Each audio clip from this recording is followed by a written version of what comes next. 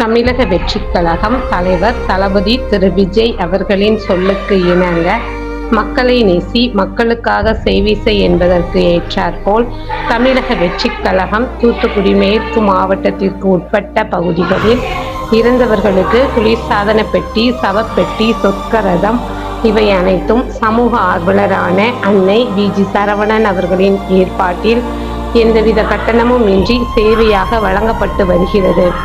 இந்நிலையில் சின்ன நட்டாத்தி பகுதியைச் சேர்ந்த ஐயம்பு நாடார் அவர்களின் மகன் ராமர் நாடார் அவர்கள் 10/1/2026 அன்று வயது முதிர்வு காரணமாக காலமானார். அன்னாருடைய பூத உடலை அடக்கம் செய்வதற்கான சொர்க்கரதம், ஃப்ரீசர் பாக்ஸ், அமரர் பெட்டி இவை அனைத்தும் மனிதம் நிறைக்க தமிழக வெற்றிக் கழகம் தூத்துக்குடி மேற்கு மாவட்டம் சமூக ஆர்வலரான அன்னை வி.ஜி. சரவணன் அவர்களின் சார்பில் எந்தவித கட்டணமும் இன்றி சேவையாக வழங்கப்பட்டது.